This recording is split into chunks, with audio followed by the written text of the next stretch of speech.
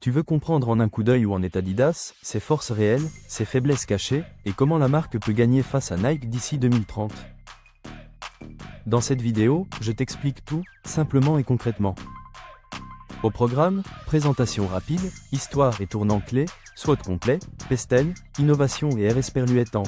D, focus par segment, stratégie recommandée, finance et perspective jusqu'en 2030. Reste bien jusqu'à la fin, je te donnerai un plan d'action clair issu de l'analyse. Présentation globale. Adidas, c'est une marque mondiale fondée en 1949, présente en Europe, Asie et Amérique, avec environ 20 PER 100 de parts de marché sur la catégorie sport et lifestyle. Elle couvre chaussures, vêtements et accessoires, et se bat chaque jour avec Nike, Puma, Under Armour, New Balance, ASICS, Converse, Skechers et Fila. L'enjeu aujourd'hui n'est pas seulement d'être performante sur le terrain, mais aussi d'être désirée dans la rue, crédible sur la durabilité et forte en digital. Histoire et évolution des ateliers Dassler au crampon à vis des Joe 1954, Adidas a construit sa légende par l'innovation utile aux sportifs. La marque s'est ensuite diversifiée, a verrouillé des partenariats majeurs avec la FIFA, l'UEFA et de grands clubs, et a pris le virage sport lifestyle avec Originals, Yeezy et des collabs culturelles fortes avec Pharrell Williams ou Beyoncé. Résultat, une identité double, performance et mode, capable de parler aux footballeurs comme aux fans de streetwear. Les forces et les points forts d'Adidas tiennent en 5 leviers. 1. Une notoriété planétaire et un storytelling solide qui relie sport, style et culture. 2. Un pipeline d'innovation avec plus de 60 nouveautés par an et des technos différenciantes comme Boost.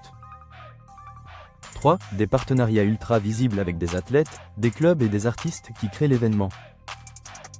4. Une vraie diversité géographique qui lisse les cycles économiques. 5. Une couverture de gamme qui va de la performance pure au lifestyle, pour toucher large sans perdre en identité.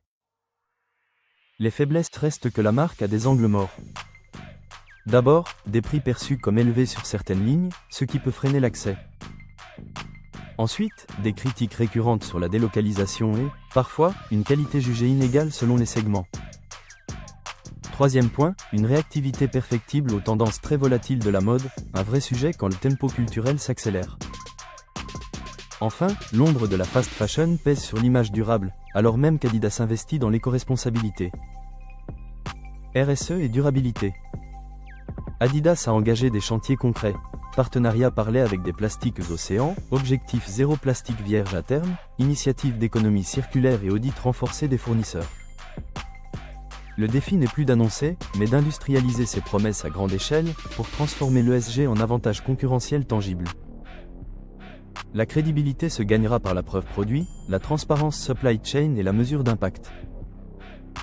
Les opportunités et les relais de croissance sont là. 1. Les marchés émergents en Asie et en Afrique, où la classe moyenne sportive progresse vite. 2. Le commerce et le social commerce, terrain naturel de la génération mobile first. 3. Les collaborations culturelles et l'influence, quand elles sont pertinentes et limitées pour créer la rareté. 4. La montée en puissance du durable, du recyclable et du réparable. 5. L'intégration tech avec les wearables et les expériences connectées. Les menaces. La concurrence est intense, la pression réglementaire écologique augmente, les coûts des matières peuvent grimper et la supply chain reste exposée aux chocs géopolitiques. À cela s'ajoute une volatilité des tendances où une silhouette, une semelle ou une collab peuvent basculer en quelques mois. La réponse passe par un time to market raccourci, des paris produits mieux calibrés et une logistique plus agile. Pestel en accéléré politique, tensions commerciales à surveiller et localisation des sites. Économique, inflation et effet de change sur les marges. Socioculturel, culte du bien-être, fitness et lifestyle sport. Technologique, impression 3D, automatisation, plateforme de commerce, IA de personnalisation. Environnemental, réduction du carbone et circularité. Légal, normes européennes de plus en plus strictes sur la durabilité et l'information aux consommateurs. Innovation et RS perluettant. Dès l'innovation reste la signature d'Adidas. Boost pour l'amorti, matériaux recyclés, automatisation des ateliers, impression 3D pour accélérer et prototyper plus finement, wearables et co-création Tech Art pour enrichir l'expérience. L'objectif, c'est d'allier performance mesurable, confort immédiat et empreinte réduite. La clé de succès, c'est de prioriser les innovations qui se sentent vraiment au pied et se voient vraiment dans la durée. Concurrents et positionnement. Nike domine en puissance marketing et en volume, mais Adidas excelle dans le crossover sport mode, cette zone où la performance rencontre le style. Puma et Reebok tiennent des niches, New Balance et Asics pèsent fort en running technique, et, côté casual, Converse, Skechers ou Fila grignotent l'entrée de gamme.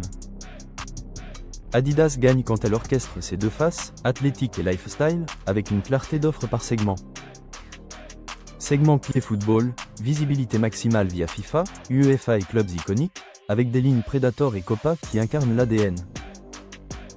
Running, Ultra Boost et dérivés pour le haut de gamme, avec un besoin constant de preuves performance en tests indépendants. Lifestyle, Original, Stan Smith, Superstar et certaines collabs qui jouent la désirabilité culturelle. Fitness, Training, progression régulière, à consolider par la valeur perçue. Basketball, présence réelle mais moins dominante que Jordan, à nourrir par des signatures produits fortes. Stratégie recommandée. Première priorité, accélérer la durabilité mesurable. Passer du discours à la preuve produit, avec des gammes phares bas carbone, des pièces réparables et des boucles de reprise claires. Deuxième priorité, élargir l'échelle de prix sans sacrifier la qualité perçue. Une entrée de gamme crédible, durable et stylée peut désamorcer Skechers ou Fila. Troisième priorité, booster le digital et l'influence utile. Personnalisation via IA, drop maîtrisé et storytelling sportif vérifiable. Quatrième priorité, renforcer les partenariats où Adidas est légitime, du terrain aux scènes culturelles, en privilégiant la cohérence long terme. Cinquième priorité, transparence supply chain. Rendre visibles les progrès, usine par usine, matière par matière, pour bâtir la confiance. Finance en repère. En 2025, Adidas réalise environ 24 milliards d'euros de chiffre d'affaires pour environ 1,6 milliard de résultats nets. Nike dépasse 50 milliards de dollars, mais Adidas reste rentable et résiliente. Le message à retenir, la bataille se joue moins sur la taille que sur la qualité de l'exécution, l'innovation perçue et la vitesse d'ajustement au marché. D'ici 2030, Adidas peut s'imposer comme la référence responsable et innovante du secteur si trois conditions sont remplies. Prouver l'impact ESG à grande échelle, industrialiser la personnalisation par l'IA de la conception à la distribution, et tenir la promesse sport mode avec des produits qui performent vraiment et durent vraiment.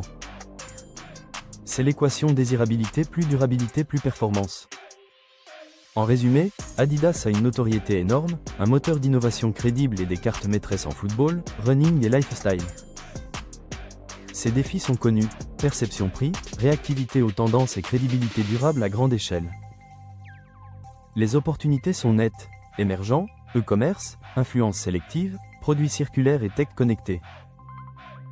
La victoire se jouera sur la preuve, la vitesse et la cohérence.